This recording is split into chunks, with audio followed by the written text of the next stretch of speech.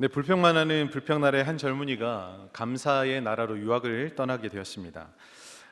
그 나라 사람들은 젊은이에게 이렇게 당부를 합니다.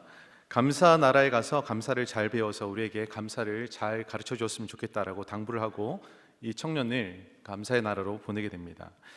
이 젊은이는 감사의 나라에서 열심히 공부를 하여서 드디어 감사 박사 학위를 받게 됩니다. 아주 열심히 공부했나 보죠, 그렇죠? 그러니까 더 이상 감사에 대해서 배울 것이 없을 정도로 된 그가 자랑스럽게 이 학위를 들고 자기의 나라 불평나라로 돌아오게 됩니다. 많은 사람들이 궁금했습니다. 그 감사의 나라에서 감사 학위를 받을 박사 학위를 받을 정도면 이 사람 삶 안에 얼마나 감사가 넘쳐날까 너무 궁금해서 이 사람을 초대해서 단상에 세워서 그 사람에게 얘기를 듣게 됩니다. 그가 사람들 앞에 서서 이렇게 말했습니다. 저는 그 감사 나라에서 정말 지겨웠습니다. 그 나라는 어떻게 된 나라인지 눈을 떠도 감사, 잘 때도 감사, 입만 열었다 하면 감사, 도대체 감사밖에 배울 것이 없었습니다. 전 정말 지겨울 정도로 징그럽게 감사만 배우고 돌아왔습니다 라고 단상에서 얘기를 했답니다. 여러분, 이 사람은 감사의 박사학위를 가지고 있는 사람입니다. 근데 자기가 배우고 온 것에 대해서 얘기를 하는데 무엇으로 지금 사람들에게 얘기를 하고 있죠? 감사를 하고 있는 겁니까? 아닙니다. 여전히 자기 삶의 습관을 쫓아서 감사의 학위를 가지고 있지만 불평의 말을 쏟아내고 있었습니다. 반대로 이번에는 감사 나라의 한 젊은이가 불평 나라로 유학을 가게 되었습니다. 그도 불평 나라에서 열심히 공부해서 드디어 불평 학 박사를 받게 되었습니다.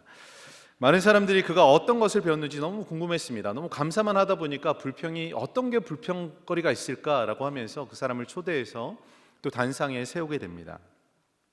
단상에 오른 젊은이는 이렇게 말했습니다. 여러분, 감사할 줄 알며 사는 것이 얼마나 행복하고 감사한 일인지 깨닫게 해준 그 나라 사람들, 불평나라 사람들이죠.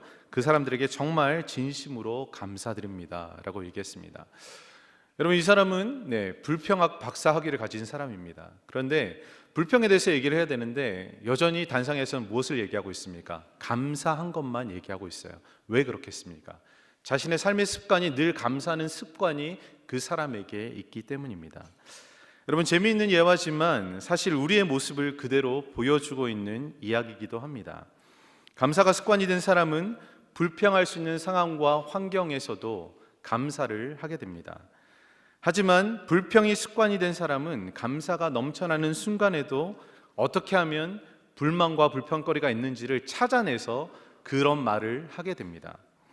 오늘 우리가 읽은 말씀 중에 범사에 감사하라는 말씀이 있습니다. 여러분, 범사에 감사한다라는 것, 범사라는 것은 모든 일에 감사한다라는 뜻입니다. 범사에 감사한다라는 것이 쉬운 말은 아니지만 이렇게 범사에 감사할 수 있다라는 것은 아마 다른 말로 얘기한다면 감사가 습관이 되었다라고 얘기할 수 있겠습니다. 오늘 특별히 추수감사절 절기로 저희가 함께 모여서 하나님 앞에 감사로 나가는 날입니다. 하지만 하나님이 우리에게 원하시는 것은 어떤 특정한 날만을 정해놓고 그 날만을 하나님 앞에 감사로 나가는 것을 원하지 않으십니다. 하나님이 정말 원하시는 것은 모든 날 안에서, 모든 일 안에서 우리와 함께 하시는 그 하나님으로 인해서 감사하기를 원하신다라는 사실입니다. 오늘 말씀은 바울이 데살로니가 교회에 쓴 서신의 일부입니다. 데살로니가 전서의 수신자들은 예수님의 재림이 곧 있을 것이라고 생각하면서 이 세상이 끝나기 때문에 현재의 삶에 특별한 의미가 없다라고 생각했습니다. 이런 생각은 그들의 삶을 나태하고 게으르게 만들었을 뿐만 아니라 종말에 대한 기쁨보다는 두려움의 신앙을 가지고 살아가게 만들었습니다. 바울은 그들에게 예수 그리스도의 재림에 대한 올바른 신앙과 믿음을 가지도록 가르치고 있을 뿐만 아니라 주님을 재림을 기다리며 살아가는 하나님의 백성이 어떻게 살아가야 하는지를 가르치고 권면하고 있는 말씀입니다. 오늘 본문은 특별히 그리스도인 개개인이 삶의 현장에서 지켜가야 하는 하나님의 뜻이 무엇인지를 세 가지로 강조하고 있습니다. 바로 항상 기뻐하라, 쉬지 말고 기도하라, 범사에 감사하라는 말씀입니다. 이것이 그리스도 예수 안에서 너희들을 향하신 하나님의 뜻이라고 말씀하고 있습니다. 사랑하는 성도 여러분, 이것은 그 당시 데살로니가 교회에만 해당되는 것이 아니라 오늘을 살아가고 있는 저와 여러분을 향한 하나님의 뜻인 줄 믿습니다. 여러분 정말 믿으십니까? 근데 아멘이 너무 작습니다. 여러분 정말 믿으십니까? 아멘. 네. 그런데 문제가 있습니다. 여러분 믿는다고 하셨는데 사실 이렇게 살기가 너무 힘들지 않습니까? 어떻게 항상 기뻐할 수 있습니까? 어떻게 항상 감사할 수 있습니까? 어떻게 쉬지 않고 기도할 수 있습니까? 여러분 지난 한 주를 여러분 한번 생각해 보십시오. 여러분 정말 항상 기뻐하셨나요? 네, 아멘 소리가 안 나오죠? 네. 여러분 쉬지 않고 기도하셨나요? 네, 여기는 조금 이제 몇 분 하십니다. 새벽기도 나오신 분들이겠죠? 그러면 여러분 범사에 감사하셨습니까? 네, 지금 아멘 하신 분들 저랑 잠깐 만나 주시기 바래요. 정말 그런지 확인하고 싶습니다. 네. 왜냐하면 제가 이번 한 주를 돌아봤을 때에 그러한 삶을 살지 못했기 때문입니다.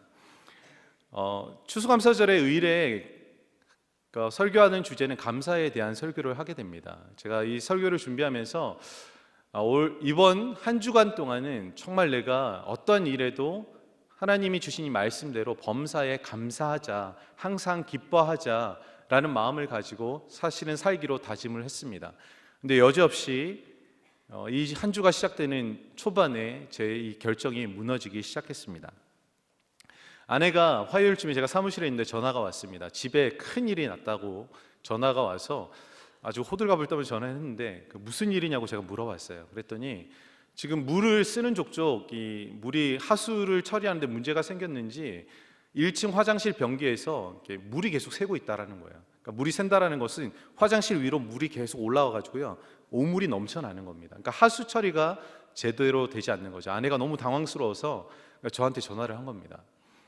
저도 이제 그 얘기를 듣는데 너무 당황스러워서 어떻게 해야 되지 하다가 집주인에게 이제 전화를 걸어서 얘기를 했죠. 이런 일 때문에 지금 그러니까 플러밍 하는 사람을 좀 보내줬으면 좋겠다, 고쳐줬으면 좋겠다라고 얘기를 하고 전화를 끊는데 제 마음 안에 좀 좋지 않은 마음이 생기는 겁니다. 왜 그런 이유가 있었냐면 올해 이 집에 문제가 첫 번째 있는 게 아닙니다. 여름에는 에어컨 문제가 있어가지고 더운데 에어컨을 며칠 동안 사용하지는 못했어요.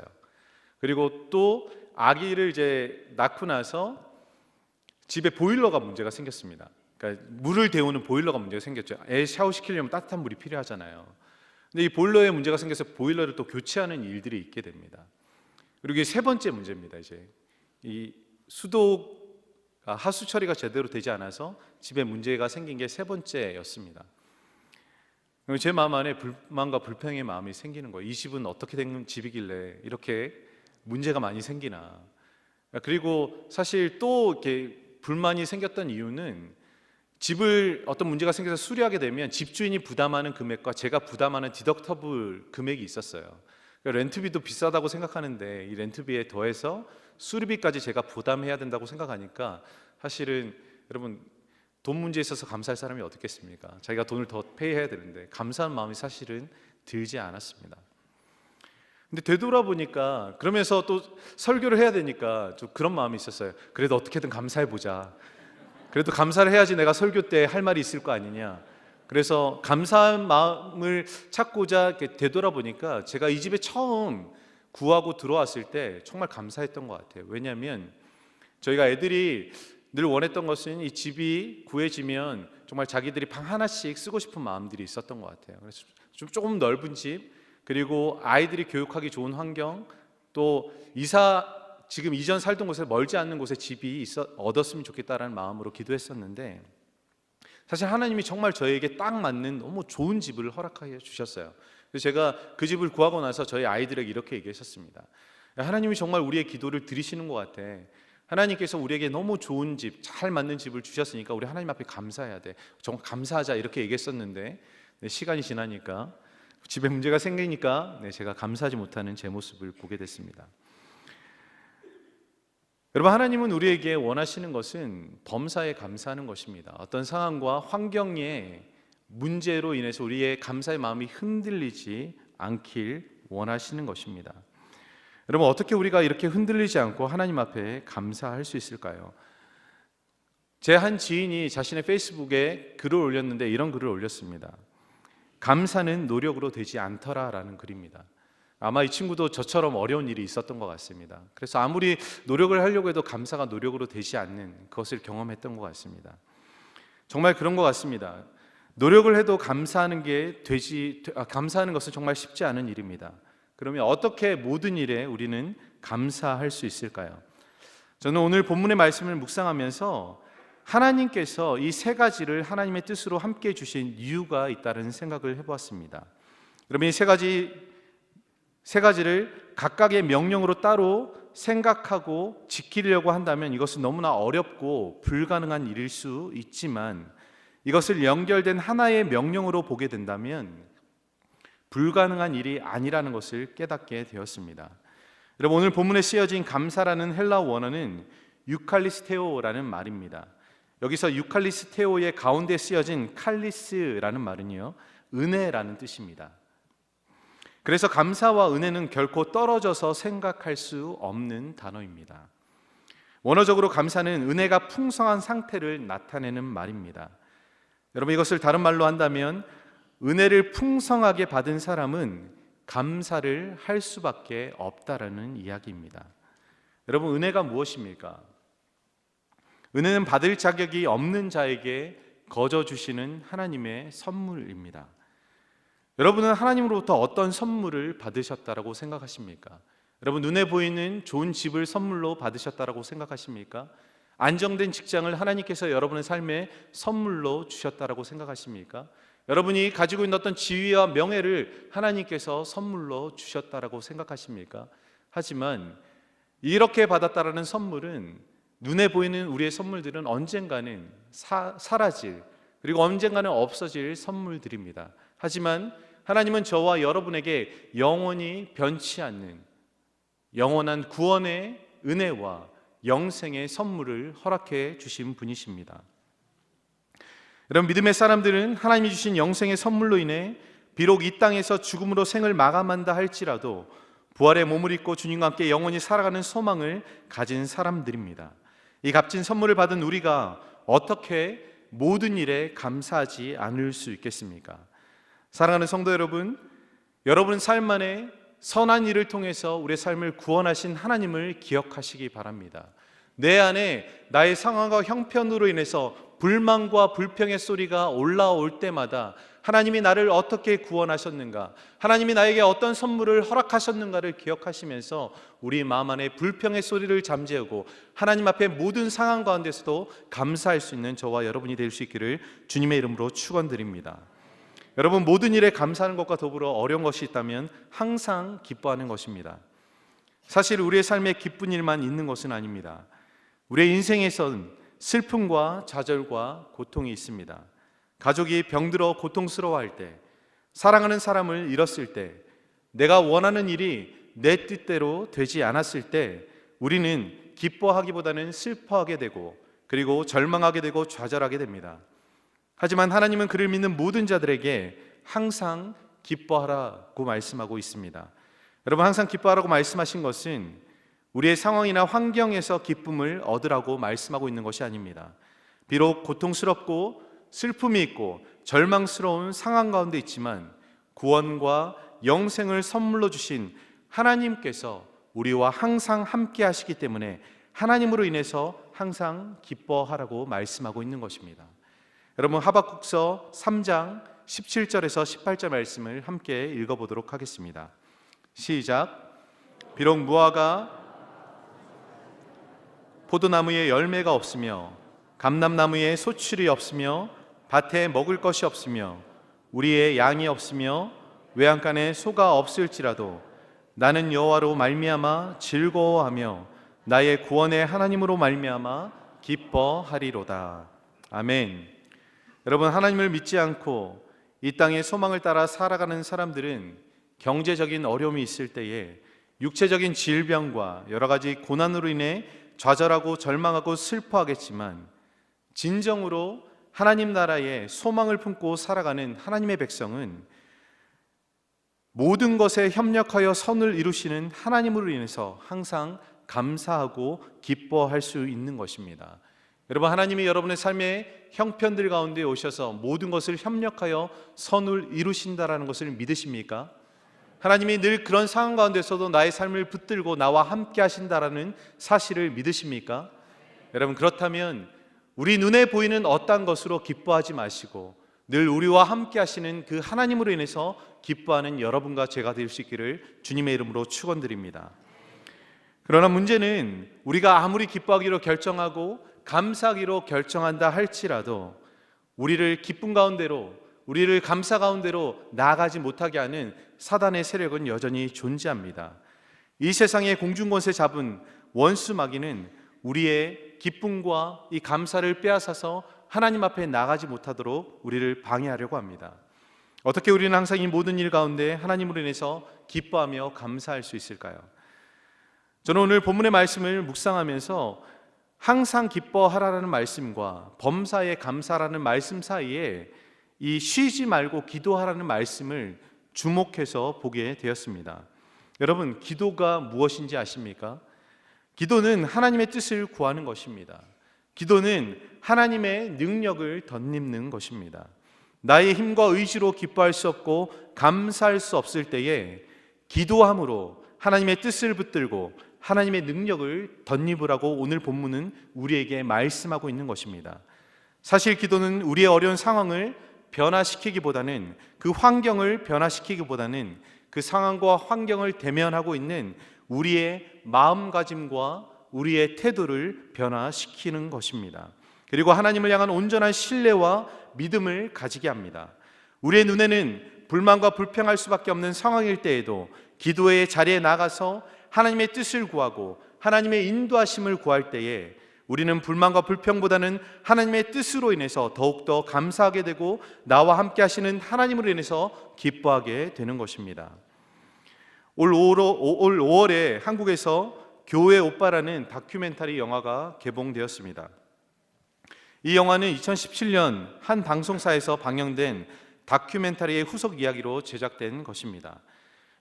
이 이야기의 주인공은 이관희 집사님으로 37살의 나이에 첫 딸을 얻게 되고 그 첫 딸을 얻은 기쁨과 동시에 어떤 선고를 받게 되냐면 대장암 사기 판정을 진단을 받게 됩니다. 그리고 얼마 지나지 않아 몇 달 후에 사랑하는 아들이 아프다는 얘기를 듣고 어머니는 극단적인 선택을 하고 스스로 삶을 마감하게 됩니다. 그리고 넉 달 후에는 또 다른 불행이 닥쳐오게 됩니다. 사랑하는 아내인 오은주 집사가 혈액암 사기 진단을 받게 됩니다. 여러분, 이 모든 것이 1년 안에 그의 삶 안에 닥친 불행이었습니다. TV에서 다큐멘터리 방영이 끝나고 난 후에 이관희 집사가 자신의 간증을 유튜브에 올린 영상을 제가 보게 되었습니다. 그는 이 간증을 통해서 자신에게 남겨진 사명이 무엇인지를 하나님 앞에 기도했다라고 합니다. 그리고 하나님께서는 이런 마음을 주셨다라고 고백합니다. 사람을 감동케 하는 삶이 아니라 나를 감동케 하는 삶을 살았으면 좋겠다. 네가 어떠한 고난과 아픔과 어려움 가운데서도 나로 인해서 나에게 정말 너의 인생을 맡겨드리고 사람이 아닌 나를 의지하면서 나를 감동하는 삶을 살았으면 좋겠다라는 그런 마음을 받았다라고 합니다. 그래서 그는 투병 중에도 계속해서 하나님의 말씀을 붙들며 기도했습니다. 때로는 죽을 것 같은 고통에 견딜 수 없어서 이런 불만과 불평을 하나님께 쏟았습니다. 왜 하나님은 항상 나를 힘든 길로만 걷게 하시는 건가요? 여러분, 이런 원망을 하나님 앞에 쏟아낼 때 그는 무엇을 붙들고 기도했었냐면 자기의 병원 침상 천장에 붙여놓았던 시편 3편 4절 말씀을 붙들고 기도했습니다. 내가 나의 목소리로 여호와께 부르짖으니 그의 성산에서 응답하시리로다. 여러분, 그는 이 말씀을 붙들고 하나님 앞에 간절히 기도하며 자신 안에 일어나는 모든 불평의 소리를 잠재웠다라고 고백했습니다. 이관희 집사님은 대장암으로 계속 투병하시다가 2018년 9월에 40의 나이에 하나님의 부름을 받고 본향으로 돌아가셨습니다. 이 다큐멘터리를 연출하고 제작했던 KBS의 이호경 PD는 한 방송에 출연해서 이 부부에 대해서 이렇게 얘기했습니다. 비극 속에서도 부부가 너무 밝고 투명했고 모든 것에 감사하는 모습들이 제작진과 시청자들, 관객들에게 울림을 주었습니다 라고 고백했습니다. 그리고 아내인 오은주 집사는 남편의 마지막 그 순간 남편의 시신을 붙들고 이렇게 고백합니다. 하나님, 나의 남편이 믿음을 지켰으니 감사합니다. 그가 어떠한 고난과 고통 가운데서도 믿음을 잃지 않고 하나님을 향한 기쁨과 신뢰로 말미암아 끊임없이 하나님 앞에 머물러 있었던 그것에 대해서 남편을 잃은 이 아내는 하나님 앞에 감사하다라고 고백하고 있는 것입니다. 사랑하는 여러분, 이 부분은 사람들의 일반적인 생각 안에서는 결코 기뻐할 수 없는, 그리고 감사할 수도 없는 상황에 놓여 있었습니다. 병으로 인해 견딜 수 없는 육체적인 고통과 죽음의 공포로 인한 정신적인 고통 앞에서도 끝까지 기뻐하고 감사의 삶을 살 수 있었던 이유는 그런 고통의 순간에 하나님의 뜻과 하나님의 능력의 손을 의뢰하는 끊임없는 기도를 그의 삶 안에 드렸기 때문입니다. 비록 기도를 통해서 그의 병은 치유되지 않았습니다. 그는 하나님이 부르시는 그때에 죽음을 맞이하고 돌아가게 되었지만, 본향으로 돌아갔지만, 그 어려운 상황을 받아들이는 두 사람의 마음은 하나님을 향한 기쁨과 감사로 날마다 충만했던 것입니다.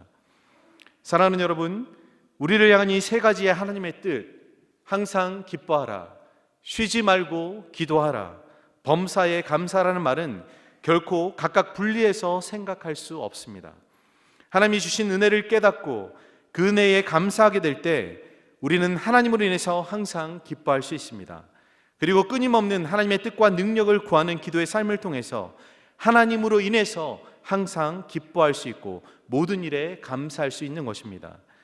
사랑하는 성도 여러분, 모든 상황 속에서 하나님의 뜻을 구하며 하나님의 능력을 의지하는 끊임없는 기도의 삶을 통해서 하나님이 주시는 기쁨과 감사가 여러분의 삶에 넘쳐날 수 있기를 주님의 이름으로 축원드립니다.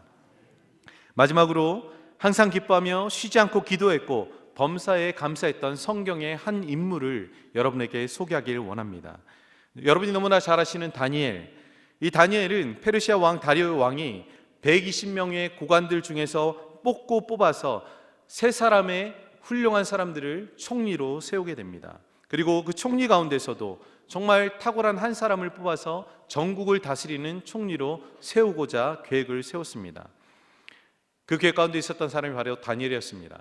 그런데 주변에 있던 많은 사람들이 다니엘을 시기하고 질투하면서 그를 어떻게든 처리하려는 생각을 가지게 됩니다. 그래서 왕에게 이런 제안을 하게 됩니다. 30일 동안 어떤 신에게도 절하지 않고 오직 왕에게만 절하고 경배하게 하셔서 왕의 권위를 이 땅 가운데 세우라고 얘기합니다. 그리고 이것을 어기는 사람은 사자굴에 던져서 죽임을 당하도록 그렇게 법을 만들게 됩니다. 그들이 이렇게 만들었던 이유는 다니엘은 항상 하루에 3번 여호와 하나님 앞에 기도하는 모습을 그들이 주위에서 보았기 때문입니다. 그를 제거하기 위해서는 이런 법이 반드시 필요하다는 생각으로 왕에게 제안하게 되죠. 왕은 이것을 받아들이게 됩니다. 여러분, 이 칙령이 선포되었을 때에 다니엘은 어떻게 했을까요? 다니엘도 분명히 이 사실을 잘 알고 있었는데 그는 어떻게 행동하고 반응했을까요? 다니엘서 6장 10절은 이렇게 말하고 있습니다. 우리 함께 읽어보겠습니다. 시작. 다니엘이 이 조서에 왕의 도장이 찍힌 것을 알고도 자기 집에 돌아가서 윗방에 올라가 예루살렘으로 향한 창문을 열고 전에 하던 대로 하루에 3번씩 무릎을 꿇고 기도하며 그의 하나님께 감사하였더라. 아멘. 다니엘은 조서에 왕의 도장이 찍힌 것을 알고도 계속해서 하던 대로 기도했습니다. 물론 기도할 수 있죠. 여러분, 그러면 기도하면 어떻게 기도하는 게 좋을까요? 저 같으면 창문을 다 닫아놓고 사람들이 보지 않게 은밀하게 기도했을 것 같습니다. 그래야 제 생명을 보존할 수 있기 때문입니다. 하지만 다니엘은 담대하게 창문을 열어놓고 누가 보든 보지 않던 간에 자기의 습관을 쫓아서 하루에 3번 하나님 앞에 기도하던 대로 그 칙령이 반포되었던 그 순간에도 하나님 앞에 나가 기도하게 됩니다. 그리고 그 기도의 끝에는 무엇을 했다라고 성경은 얘기하고 있습니까? 감사했다라고 얘기합니다.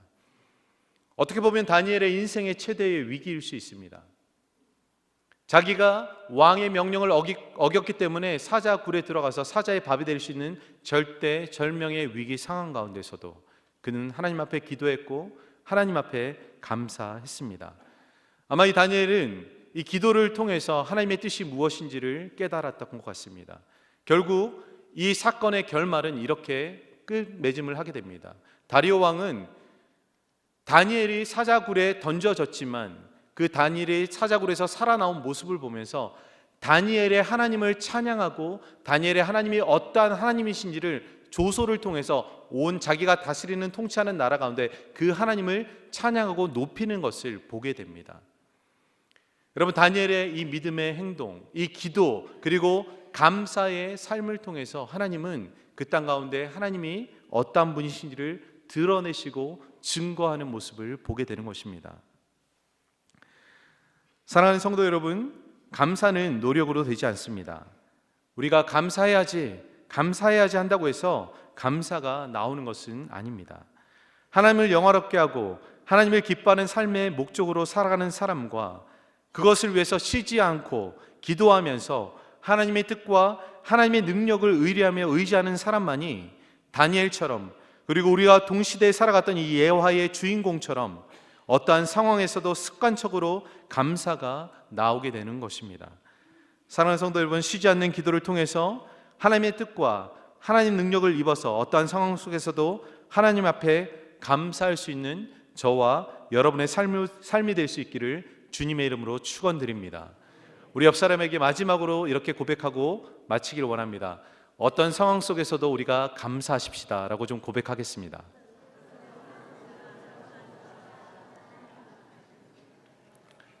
기도하겠습니다.